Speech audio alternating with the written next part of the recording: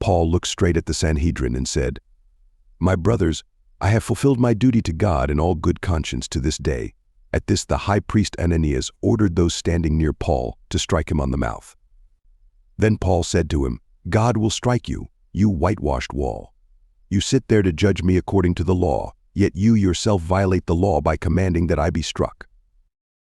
Those who were standing near Paul said, "How dare you insult God's high priest?" Paul replied, "Brothers, I did not realize that he was the high priest, for it is written, 'Do not speak evil about the ruler of your people.'" Then Paul, knowing that some of them were Sadducees and the others Pharisees, called out in the Sanhedrin, "My brothers, I am a Pharisee, descended from Pharisees.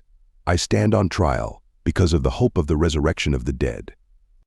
When he said this, a dispute broke out between the Pharisees and the Sadducees, and the assembly was divided.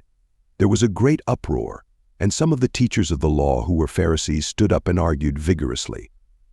"We find nothing wrong with this man," they said. "What if a spirit or an angel has spoken to him?" The dispute became so violent that the commander was afraid Paul would be torn to pieces by them. He ordered the troops to go down and take him away from them by force and bring him into the barracks. The following night the Lord stood near Paul and said, "Take courage.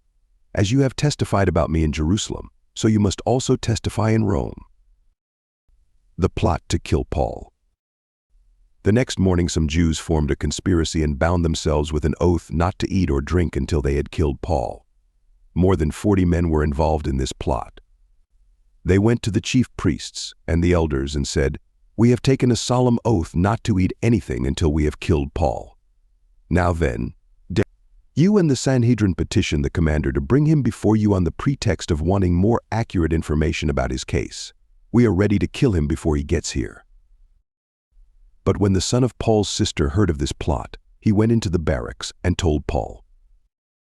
Then Paul called one of the centurions and said, "Take this young man to the commander, he has something to tell him." So he took him to the commander. The centurion said, "Paul, the prisoner, sent for me and asked me to bring this young man to you because he has something to tell you." The commander took the young man by the hand, drew him aside and asked, "What is it you want to tell me?"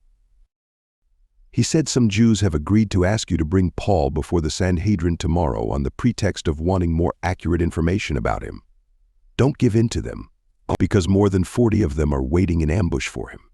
They have taken an oath not to eat or drink until they have killed him.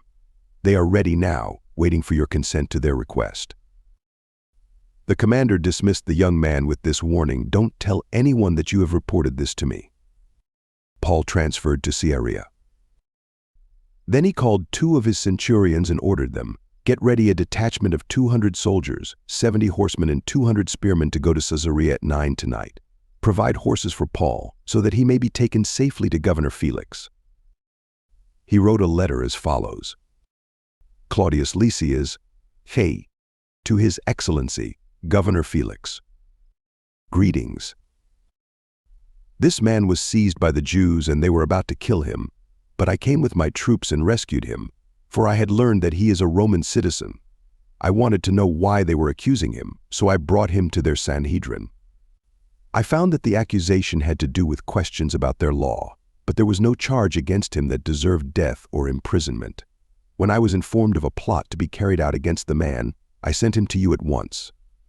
I also ordered his accusers to present to you their case against him." So the soldiers, carrying out their orders, took Paul with them during the night and brought him as far as Antipatris. The next day they let the cavalry go on with him, while they returned to the barracks. When the cavalry arrived in Caesarea, they delivered the letter to the governor and handed Paul over to him. The governor read the letter and asked what province he was from. Learning that he was from Cilicia, he said, "I will hear your case when your accusers get here." Then he ordered that Paul be kept under guard in Herod's palace.